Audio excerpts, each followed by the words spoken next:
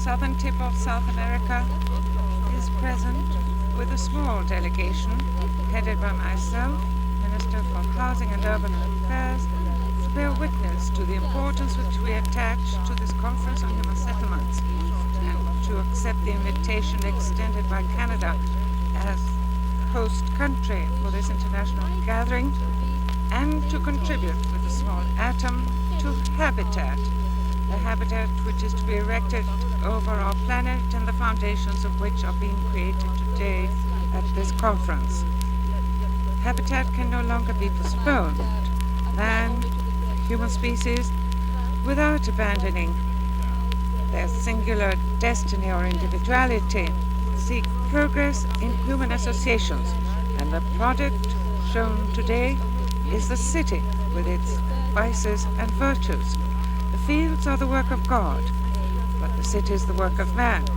When verdant pastures covered the planet, man had not yet appeared. In underdeveloped countries such as ours, urban planning has been overcome by the lines of least resistance, and a disarray of poverty becomes rampant. Thus it is proved to the world that there is no habitat as yet for all the inhabitants on earth. Slums, squatters, settlements, shanty towns, marginal populations in America constitute the challenge we must overcome. We are convinced that as man in isolation cannot flourish, so small societies require more integration. The physical world is so mingled, so interlinked that scientists seek structural and immutable laws for it. We believe that societies are working toward greater humanization. And habitat must give the general basic rules which will make possible a singular and universal coexistence of all the families of the planet with their unique traditions, cultures, and economic possibilities. My country is present because we believe that habitat will be one of the most far-reaching initiatives of the United Nations. We were present when this conference was being prepared at all the meetings held in New York, Caracas, and Geneva. We appreciate the magnitude of the growing problem, so clearly stated by the Honorable Barnett Danson, the Minister for Urban Affairs of Canada and now our President, when, in January last, he showed us how the developing countries would in the next 25 years have to build 3 to 4 times more housing than now exists. What do the developing countries expect from this conference? We believe that our societies have already entered the functional era, wherein ideas, principles, and institutions are given credence and held in respect only when action is taken. There is so much uncertainty and so many changes in structure throughout the world because the institutions have been added to the forms of the ontological era of an person, where ideas were held to be more valid than deeds or action. Our peoples expect action, reflected in pilot projects on a local and regional scale, such as some of the ones described in the valuable inventory of present action prepared by the various bodies of the United Nations family. The selective guidelines seem to us to be very efficient, covering 6 spheres of action which are sufficiently specific to regulate our debates and recommendations. We hope that in the short time of 15 days, this conference will concentrate on the orientations contained in the documents prepared by the Secretariat without trying to explain here so many problems and situations which would be warranted under the complex item on habitat. In Geneva, we already stated our views on a different form of international technical assistance, which we reiterated at the recent meeting convened by UNDP in Lima in April last. We hope that this new debate will make regional operations more concrete, centered on pilot projects where horizontal cooperation will be viable, with the sharing of knowledge, experience, and evaluations among akin cultural environments. Following the wise guidelines of the recommendations for national action of the agenda adopted for this conference, our country would like to state its outstanding policies for human settlements, which we have implemented it so as to improve and regulate the habitat of our people within the general policies for national development formulated in annual strategies by our National Planning Office. We have underway a national policy of regionalization designed to achieve a balanced development of different ecological territories which constitute our land geography. The central thesis of our audiovisual presentation for habitat can be summarized as follows. The capital of poor nations is the proper organization of human resources. Share the views of the experts of habitat who met in Dubrovnik in May 1975 in respect of the adjustment we must make of development models and techniques to our needs for mass employment and our particular cultural values. Allow us to include at the end of this statement the presentation to show you something of our struggles, failures, and successes.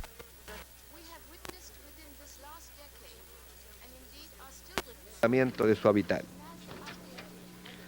En nuestro país, después de una larga y muchas veces fracasada experiencia, se ha debido abandonar la llamada operación sitio y servicio, que solo dio suelo y no hábitat al favorecido.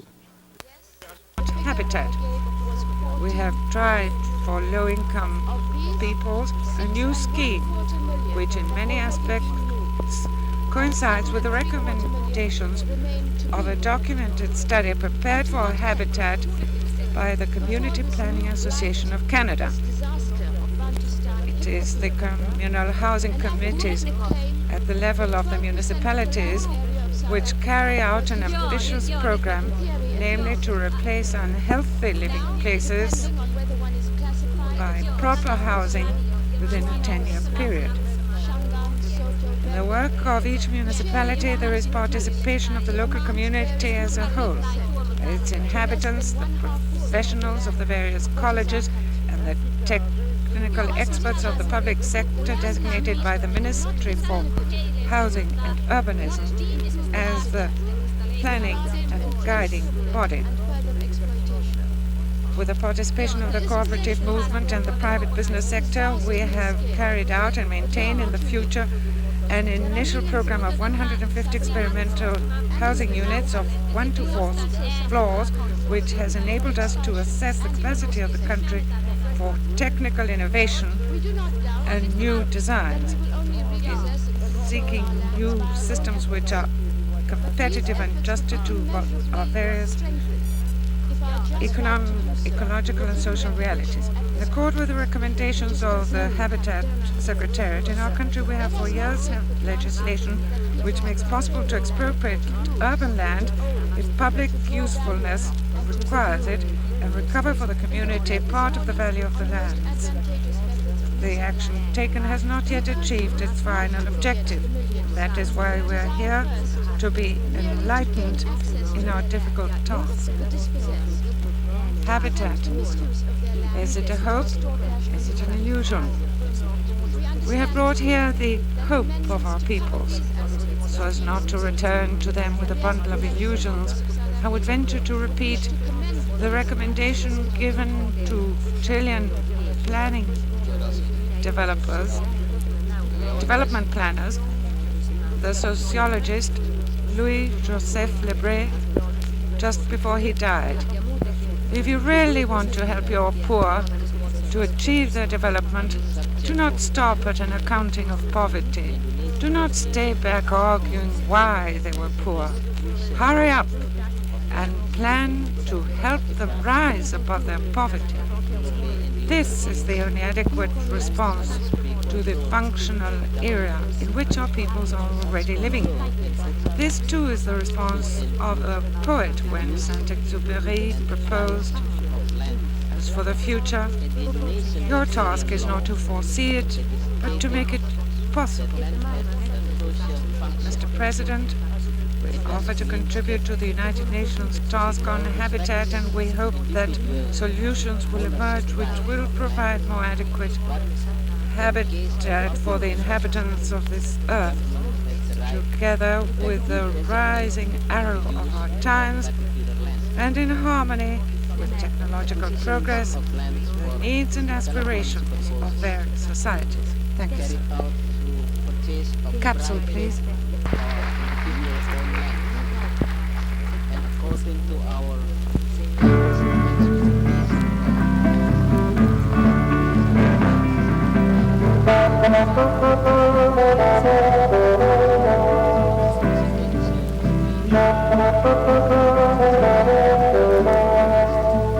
En la bahía de Coquimbo, los algueros In the Bay of Coquimbo, algae are collected, which are later exported. It is a community of 500 which represent the reality of a sector of the cooperative movement, the humble provincial Chilean. His greatest difficulty is lack of training. His greatest success, to have discovered the possibility of working together. His future in the cooperative is to seek economic and technical support from other regions and attain the level of efficient cooperatives. Other cooperatives cultivate oysters. There is handcrafts in Chile. Cooperatives for housing and what they leave behind. Thank you, Mr. Chairman. Mr. Chairman, Universal Delegation strongly supports Farmers are Elki and Helsinki. because of its crucial role it plays in The facts of life are different for the leader of a small cooperative in Santiago, the capital. the role of the commune as a basic socio-political community of our society In is spite of everything, a surprising number of workers are acquiring to point out enterprises by way of cooperatives. 100,000 families of consumers unite in the regional cooperative.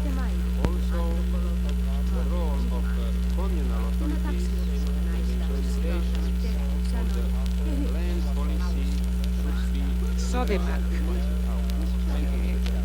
It is a leading body in the cooperative movement. Its largeness is no barrier to the excellent community organization of 1,500 members.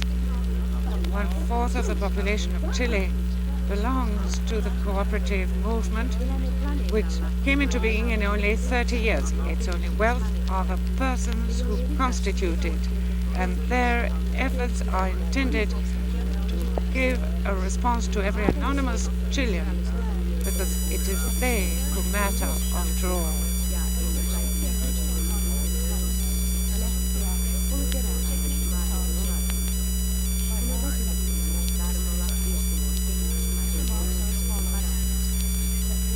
Of Housing and Town Planning of Chile.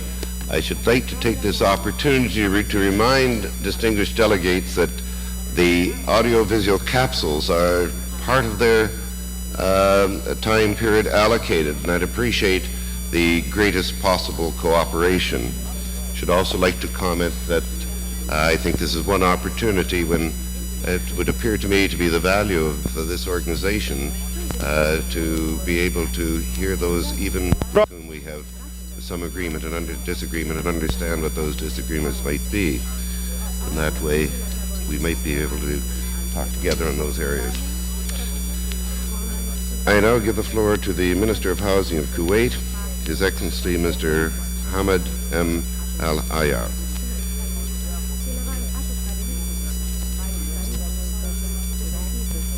Bismillah ar-Rahman ar-Rahim. In the name of the Almighty, Mr. President, may I extend on behalf of the Kuwaiti delegation and express my sincerest congratulations to you as President of this conference, and also express my congratulations to the Vice President and the Rapporteur. I'd like to express my thanks and appreciation to the Canadian government for hosting this vital meeting and for having offered all these facilities, whose value we feel now. I would also like to extend the same to all people who have made this conference possible. I feel privileged to welcome the delegation of the Palestinian Liberation Organization in our midst as observer representing the Palestinian people. Mr. President, we're fully aware of what housing can play in the life of a family and society. It is the shelter where basic functions of the family are maintained, such as keeping possessions and sentimentally materializing the social attitude of children and bringing them up both mentally and physically. On a national level, housing is closely connected with promoting culture, industry, healthcare, education, and the use of mass communications. It's also considered as of vital importance for any state to draft either its long-range or short-range policies as far as social policies are concerned. Perhaps we may all agree that many residential districts in towns and villages alike suffer from the lack of necessary health, and from which ailment many developing nations as well as industrial ones suffer to a great extent. This is the source of social corruption and crimes alike. These residential areas do not befit human beings to live in this age of knowledge and freedom.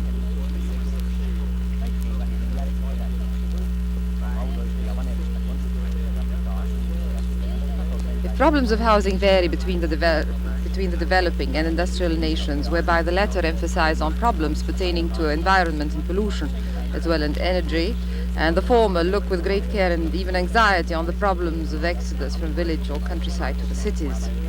Developing nations also look into the problems of employment, vital housing needs, and raising the standard of living. Despite the differences between the two worlds, the problem is the same one, that of affecting better living and a family institution. From this very reason stem the interest of the United Nations to convene such an international conference to deal with a basic problem, because it deserves the efforts and cooperation which man has at his disposal, and to bring about positive results. Mr. President, believing that housing is very vital in the life of the individual and family, as well as the society, and taking into consideration its commitments towards the community and care of this community, the state of Kuwait has achieved wide strides in the field of housing. It is worth mentioning some of the achievements of Kuwait in this field. First of all, in the field of planning. The government of Kuwait considers the programs of housing as part and parcel of its commitment to the general outline of its development, so that these programs can cope with the cultural development of the country.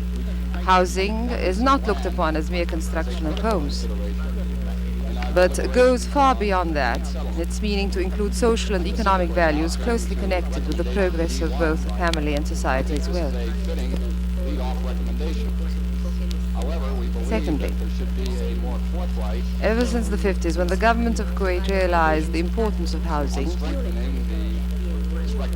the state started developing its administrative organs which are responsible for planning and executing its housing policies and targets. In 1974, the state of Kuwait brought about the national housing authorities,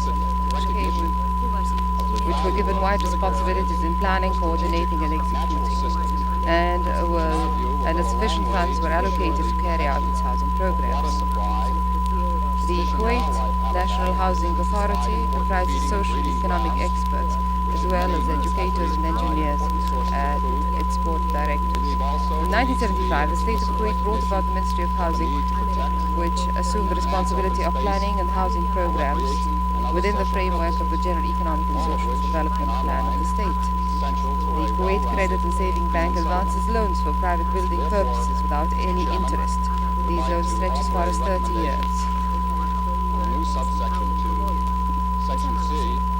Kuwait municipality, on the other hand, takes care of the general planning of land in the country for all purposes, including lots which are earmarked for private residences. Stemming from its interest in the field of housing development, the government of Kuwait established the Human Settlement Division, affiliated to the Kuwait Planning Board, which coordinates with the General Secretariat of the UN competent authorities in this field, as well as coordinating with the rest of the competent bodies in Kuwait. Thirdly, the state of Kuwait during the last 20 years has succeeded in building 15,000 houses distributed on 28 residential areas, which people with limited income brackets did make benefit of. I would like to point out to the documentary film which was made by Kuwait regarding the settlement of Bedouins in Kuwait, and which copes with one of the human problems in the Kuwaiti environment, and which shows the steps taken by the government in this respect, and changing their life patterns so that they could become participants in today's society. The two phases were followed. The first phase, adopted by the Kuwaiti government, was transferring these people from their shanty towns to government homes known as popular homes. 7,000 such homes were already built and are inhabited now, which are only done during the last 5 years.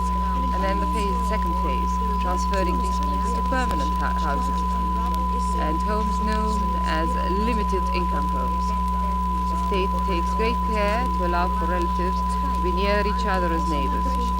There are plans to build 16,000 housing units, an effort would be made jointly by the government of Kuwait and the private sector.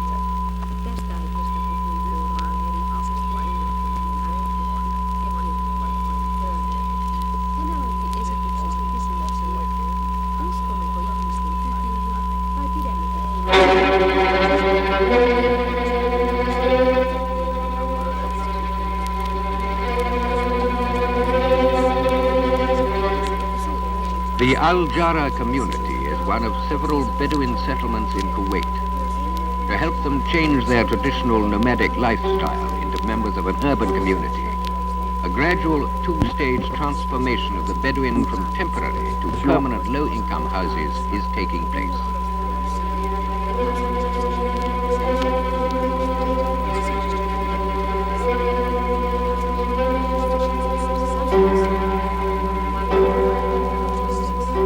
People of the Ashish area in their leisure time for recreation visit their friends and relatives in Diwania.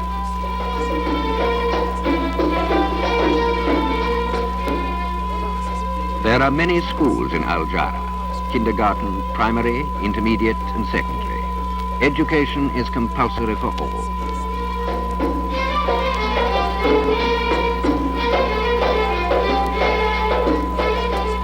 The medical services in Kuwait are completely socialized in that no charges are made for medical treatment or for prescriptions.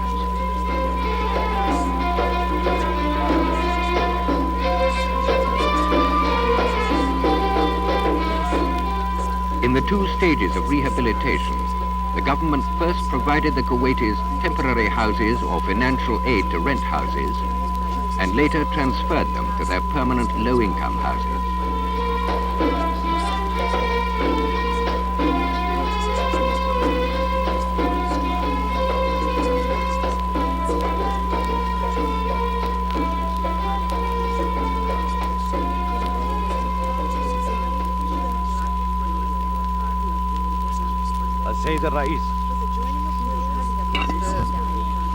Fourthly, in the field of popular participation, the housing problem carries a great deal of interest in the Kuwait National Assembly, manifesting the interests of people, which promotes the necessary laws and statutes and allocates the necessary funds to help promote and execute housing policies without any reservation. The cooperative societies allocate 10% of their profits for social services. Local residential councils help in taking the proper initiatives to solve these problems facing each residential area.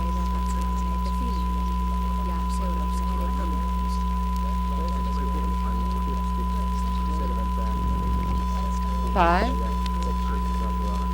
the competent authorities in Kuwait also take great regard to the plans and programs of housing for the future. There is the 3-year plan, 1976, 77, and 78, during which time 12,000 homes would be built to the limited income bracket citizens, in addition to 17,800 homes and 6,000 residential flats which would be allotted to citizens over the 3 coming years.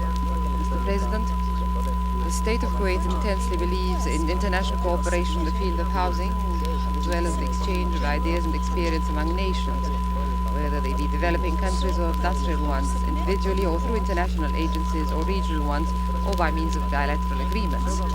Appreciating the importance of international cooperation in this vital field and life of mankind, the state of Kuwait has contributed to the UN Human Settlements Fund to promote its activities in the housing programs of the world. The state of Kuwait also supports the idea of establishing an international library to include all documentary films which the participating countries in this conference have prepared to make the best of these films. Kuwait also supports a UN program concerning protection of the environment, as well as initiating housing agency within its environmental programs. Mr. President, I would like to point out to the international agreement providing for the elimination of all forms of racial discrimination in accordance with Article 5, as well as promoting the right of the individual in movement from his country and repatriation and living. I would like to assert here its utter and consistent violation by the South African apartheid government, Rhodesia and Israel. The authorities in these 3 countries are endeavoring to sabotage the rights of the original inhabitants in these 3 countries by way of importing foreign human elements at the expense of the original inhabitants. The inhuman practices by Israel in the way of evicting the Palestinians from their land and actually forcing them to evacuate was and still is the biggest violation of human rights. Moreover, the building of Zionist settlements is now being made at the expense of the Palestinians in their own homeland, which were expelled, from which they were expelled, and from which they have inherited from their forefathers. All of us realize that this Zionist entity and the expulsion of the inhabitants from their own homeland is in strict violation of international agreements and all conventions, and including the Declaration of Human Rights. This contradiction and challenge of these conventions, as well as these violations committed by these 3 countries, is a curse to this conference and an unacceptable challenge to its principles. This conference aims at providing healthy housing to man and psychological stability within the concept of dignity and freedom. From this point stems the responsibility laid upon our conference to meet such acts bravely and condemn them. Mr. President, I hope our conference meets with success. Thank you. I thank the Minister of Housing of Kuwait. And the next speaker is the Secretary for Construction of the German Democratic Republic, His Excellency Dr. Karl Schmieschen, to whom I now give the floor. Mr. President, Your Excellencies, distinguished delegates, ladies and gentlemen. The government of the German Democratic Republic attaches great importance to this conference and declares its readiness to contribute actively within its abilities to the achievement of the objectives of this conference. The conference is taking place in the face of remarkable progress in the field of international detente, and it is for this reason that we are pleased to note that the universality of this conference was complied with by ensuring the participation of all recognized national liberation movements. The GDR fully supports the program for world peace and international cooperation, to which the head of the delegation of the Soviet Union, His Excellency Mr. Fomin referred to on Tuesday in order to help strengthen peace and security in Europe and in the world. It is only in peace that the peoples of the world will be in a position to summon the vast means and resources necessary for dealing adequately with the problem of human settlements. Taking this as a point of departure, the delegation of the GDR would like to suggest that this conference stress more strongly and in a more prominent position the close interdependence between the safeguarding of peace and progress in the field of disarmament on the one hand and the possibilities for solving the problems concerning human settlements on the other hand in the basic documents before us, particularly in the Declaration of Principles. Mr. President, all the efforts of my country are focused on men and the full development on these potentialities, as well as his participation in the management of society. Basic human rights are guaranteed for every citizen. That includes the right to employment, the right to education, the right to a decent dwelling, as well as the right to medical care and recreation. That also includes the full equality of women and the promotion of the younger generation. All basic means of production are owned by the people. In my country, land is used in the interests of society as a whole. Any type of land speculation is eliminated. The inhabitants of the GDR participate actively in the development of all spheres of life, such as the planning of towns and villages and the planning and redevelopment of their neighborhoods. The improvement of housing conditions is a mainstay of our social welfare program. This far-reaching housing program was initiated by the Socialist Unity Party of Germany, the leading political party in the GDR. And the steps to be taken in the next years in order to provide satisfactory housing and living conditions for all were discussed in detail at the party's 9th Congress held recently in Berlin. According to this program, about 3 million dwellings are to be constructed or thoroughly modernized from 1976 to 1990, the figure up till 1980 being 750,000 dwellings.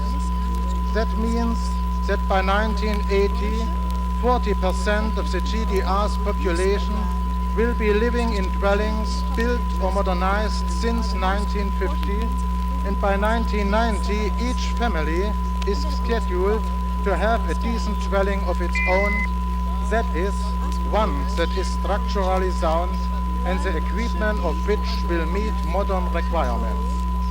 Approximately 45% of all new dwellings in my country are commissioned by state bodies. Another 45% are built for workers' housing cooperatives, which receive government credits on extremely favorable terms. The remaining 10% of all newly built dwellings are owner-occupied single-family houses. It is not necessary in dispose of private capital to order to build one's own home in the GDR. Single-family houses are chiefly built by families with many children or workers or farmers' families who are also granted government credits on easy terms. Rents have been kept at a stable level of 3 to 5% of the family income for many years, and no rent increases are envisaged for the future either. Dwelling conditions are not only improved by means of construction new housing. Therefore, modernization of the existing housing stock, as well as the redevelopment of the respective residential areas, is organically integrated into the national housing program. Step by step, we created new urban patterns offering equally good conditions for living, employment, education, and recreation to all residents. The construction of socialism in my country was and is closely related to the high priority development of the country's building sector and the setting up of a physical and technological basis for improving human settlements. Drawing on the help of the government and all other branches of the economy, we succeeded in gradually establishing quite an efficient building industry. Large integrated, nationally owned contracting companies, cement mills, and other plants producing building materials were set up. Thousands of researchers, planners, and architects have been trained at colleges and schools of engineering. They subsequently created the scientific and technological basis for a modern building industry and for the industrialization of building operations. The working and living conditions of the construction workers were improved step by step, and work in the building field gradually became easier. There are no unemployed in our country. As a matter of fact, we are short of labor. That is why we cannot enlarge the capacity of our economy by employing additional workers. The chief way of expanding the capacity is therefore to boost productivity. Thus, some 15 years ago, we had to spend an average of roughly 2,200 working hours to complete one dwelling, whereas today we require only about 600 hours, and by 1980 we hope to reduce this to 400 hours per dwelling unit. Mr. President, please allow me at this point to present a short film on the construction of a new town in order to illustrate the road taken in housing construction in my country. Capsule, please.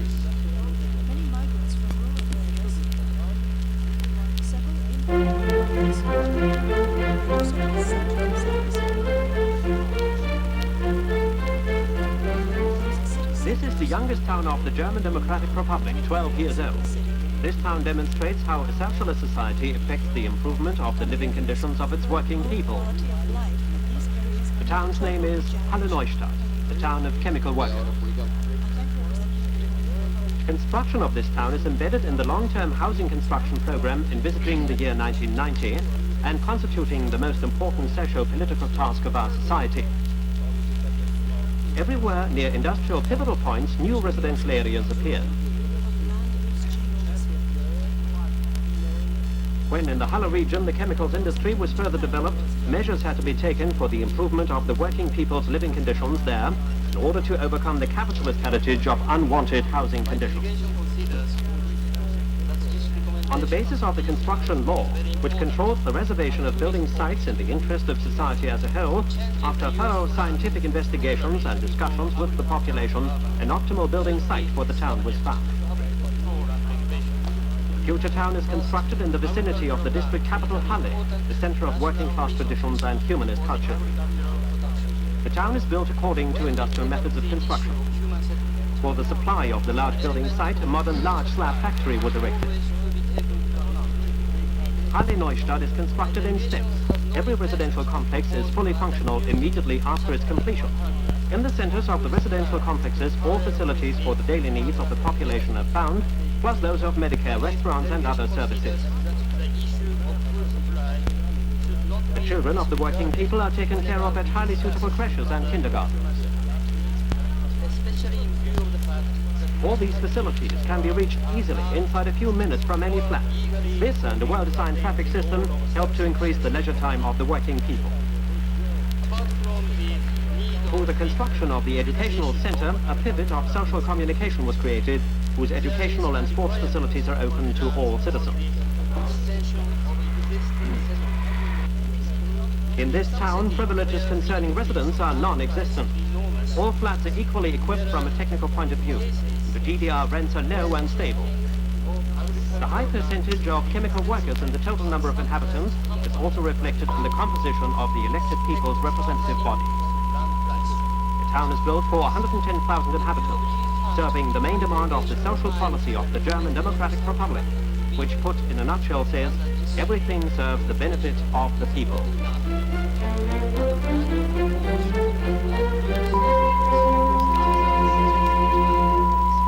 Mr. President, I have tried to acquaint you with the approach that we in my country have adopted to solve the housing question. May I point out that within the limits of our possibilities, experts from the GDR have also worked in other countries to render assistance in dealing with certain problems there. As an example of such activities, I would like to mention that GDR experts were sent to Vietnam over several years to help the sorely afflicted people of that country overcome the ravages of war. Quite remarkable results have also been achieved on the basis of official agreements on commercial, scientific, and technological relations which my government has concluded with 37 developing countries up till now. More than 2,600 GDR specialists, among them numerous building specialists, work in developing countries within the framework of government agreements, and our plans provide for the continuation of this policy. The GDR is also engaged in helping to construct educational and research centers in developing countries. At the same time, nationals from these countries are being trained or are advancing their specialist knowledge in factories, institutes, colleges, and universities in the GDR. More than 2,700 nationals from developing countries have received industrial training in numerous professions and at differing levels of qualification in the GDR during the past years. These measures, too, are being expanded within the limits of our abilities. On our part, we, too, are interested in drawing lessons from the experience gained in other countries. These lessons will surely help us because there still remains a lot to be done in my country. Thank you.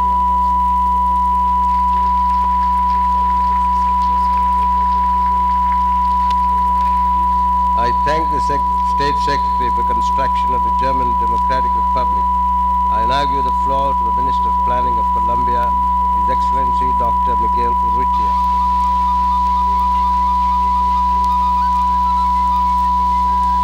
Señor Presidente, señores delegados.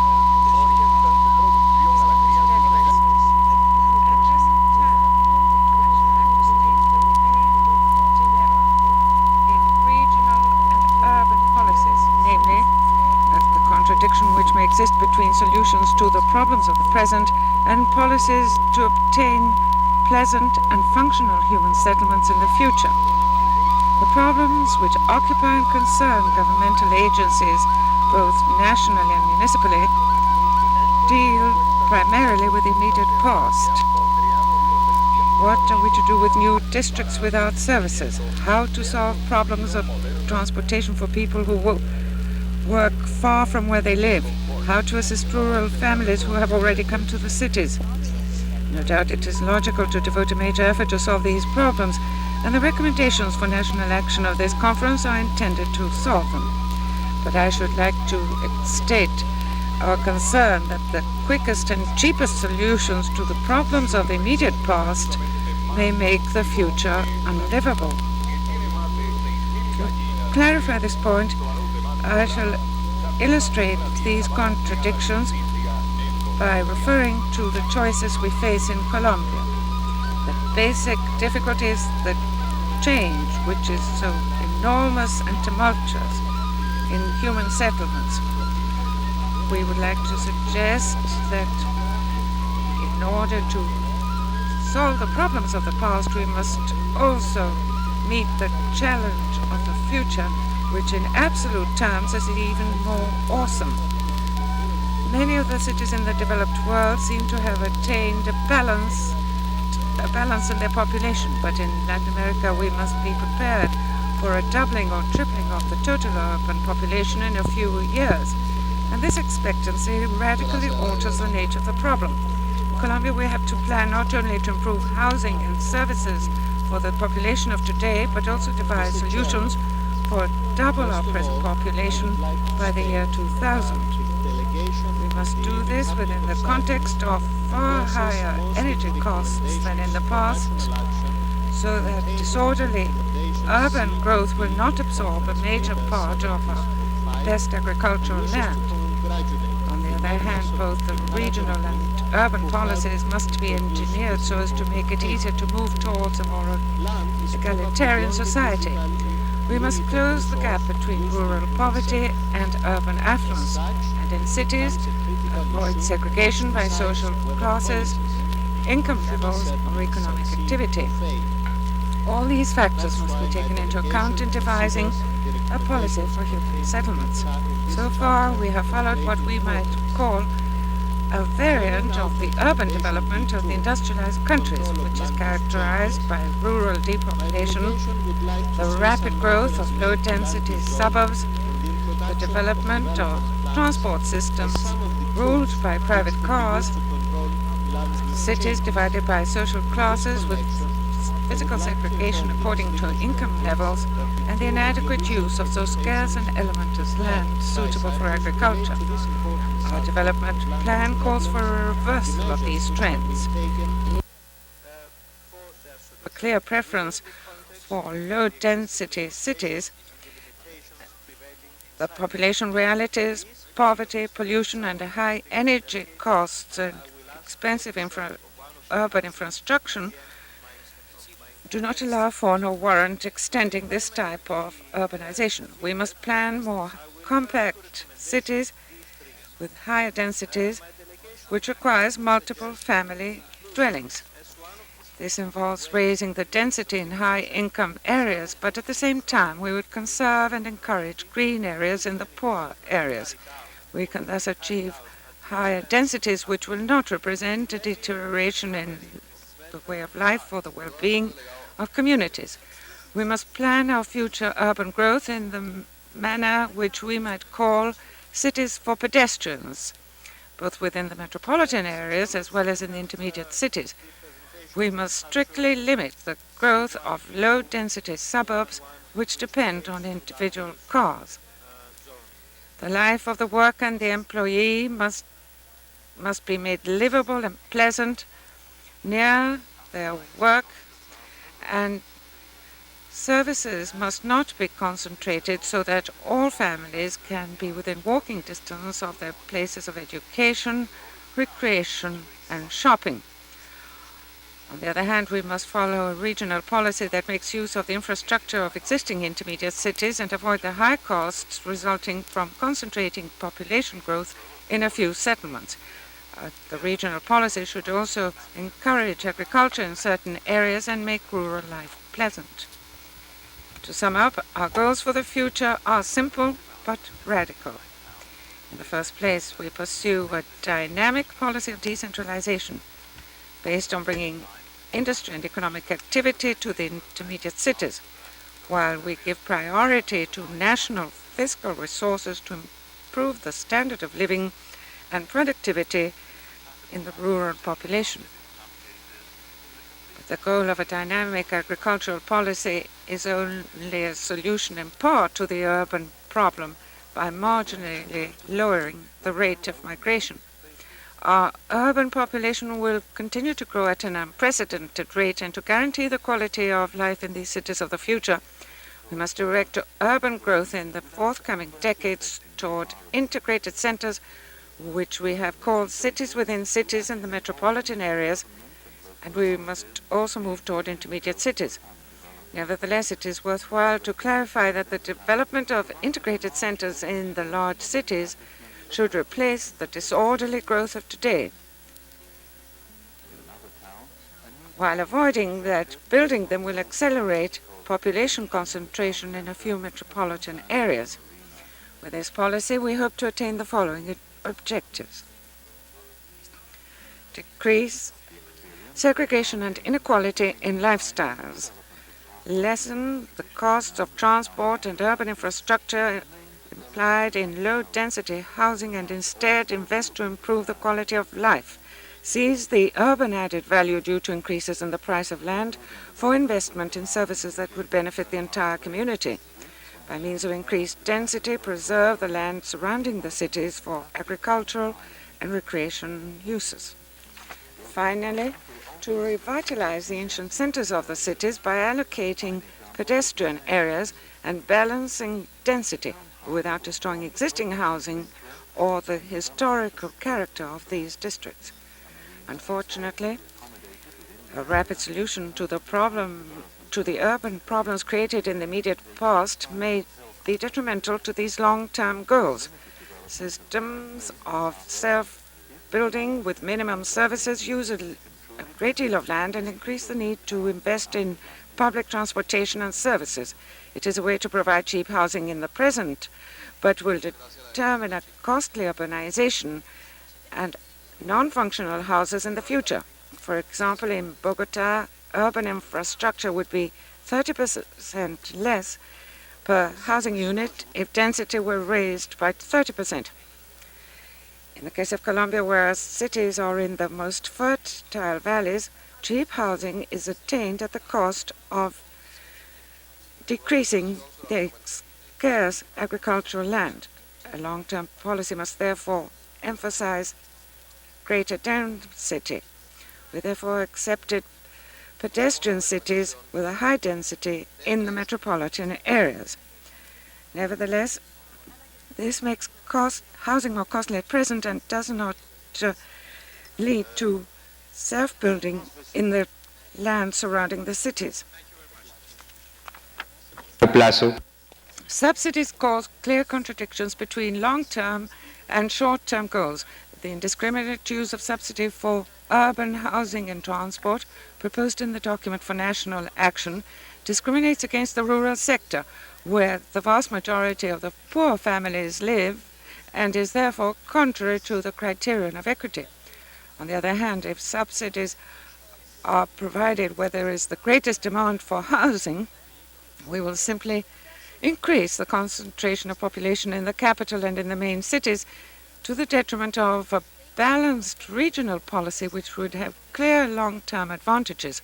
Transport subsidies, while beneficial on a short-term basis to poor families, will lead to low urban densities and cities which will not be functional in the future. To summarize, in Colombia, we have decided that it is worthwhile to make a sacrifice in the present to achieve more functional human settlements. The cheaper solutions today may make conditions unlivable in the future, which has led us to make the sacrifice to choose the best solution, although it is more costly. With this, we cannot solve the problem of shortage of present housing, but we will lay the basis for a better life in the future and greater equity. Our regional policy and of balanced industrial development probably implies a higher cost per employment created today, but will guarantee a better quality of life in the future. In the Colombian Development Plan, we envisage a major effort to attack problems, the solution of which cannot be postponed, such as the problems of food, basic education, and health. The entire economic policy is within a scheme which benefits the poorest 50% of our society. Likewise, we have considered that in the field of urban and regional development, easy solutions may make irreversible the deterioration of human settlements, and we shall therefore concentrate government action in the solution of the problems of the future. Mr. President, this is an ambitious program. Although I believe that it does reflect many of the recommendations for national action which this conference will present, we believe that perhaps not sufficient emphasis has been placed on the possible contradiction between short and long-term policies. In conclusion, Mr. President, I am sure that I'm interpreting the feelings of many of those present here in emphasizing and expressing gratitude for the effectiveness and dedication of the Secretary General of the conference, my fellow citizen, Dr. Enrique Peñalosa. Now I should like to show a capsule of a low-density urban area.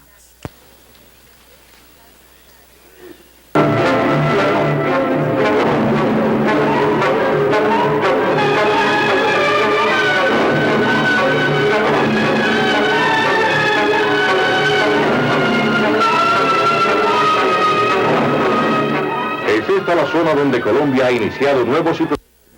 This is where Colombia has started experimental agricultural systems in soils which have so far been unproductive in the region of the Orinoco River. Here we have one of the most positive hopes for Colombians for a future in the not-too-distant future. Many scientists in the subtropical area in Colombia have worked on this in regard to using acid soils and with the genetic treatment of plants and animals and the formulation of a technology of renewable natural resources to harvest tropical forests, which make it possible to plan and establish simple human settlements at low cost, which are lasting and in harmony with nature. This set of experiments and scientific advances constitute a genuine contribution of ecological development, which Colombians have found effective and useful for their progress, and which they consider can serve as a model for the vast areas of the subtropic in Africa and Asia and other countries of South America. It is a contribution of Colombia to the development of the tropic, which still has frontiers to conquer in a world where there are too many people to be fed with the present agricultural production.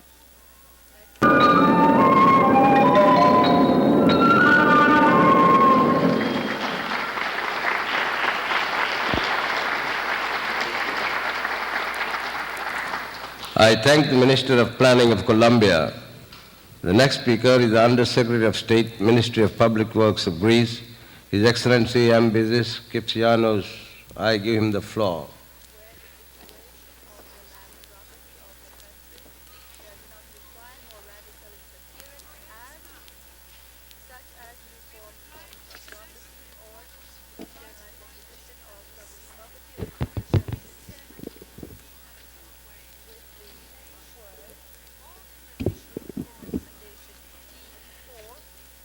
Mr. President,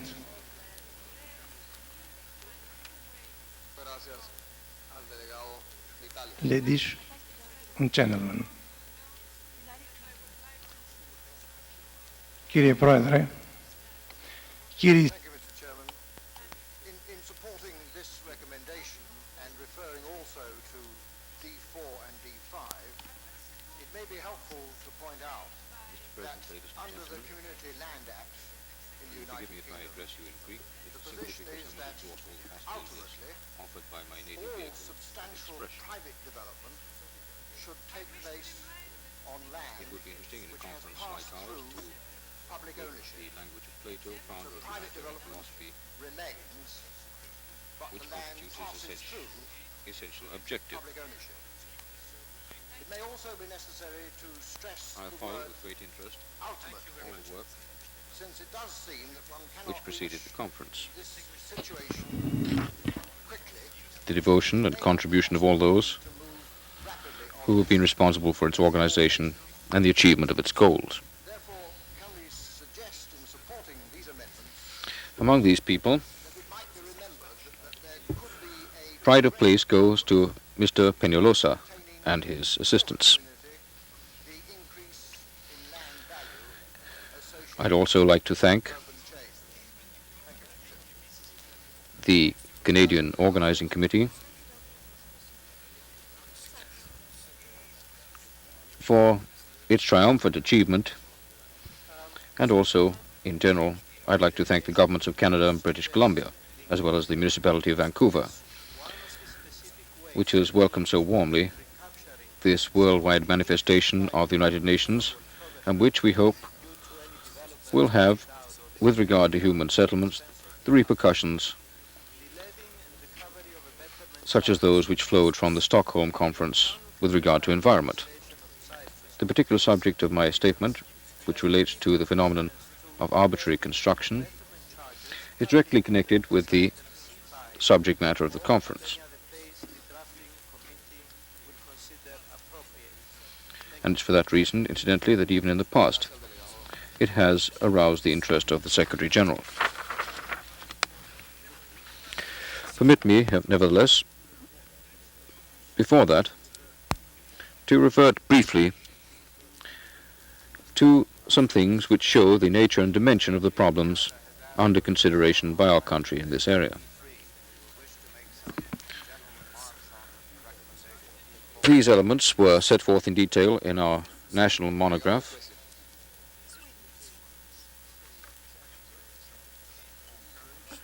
and as a result, these elements have particular features, as indeed our agglomerations have always had specific features for 3,000 years. Situated as they are at the crossroads of 3 continents and bordering on a sea, which is the sea around which uniform civilization has grown up, the Mediterranean. According to the Economic and Social Council, the conditions for human settlement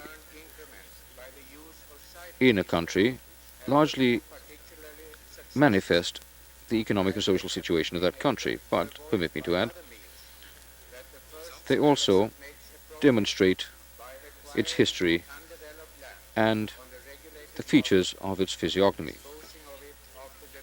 The cradle of ancient Greece, of Greek antiquity, our country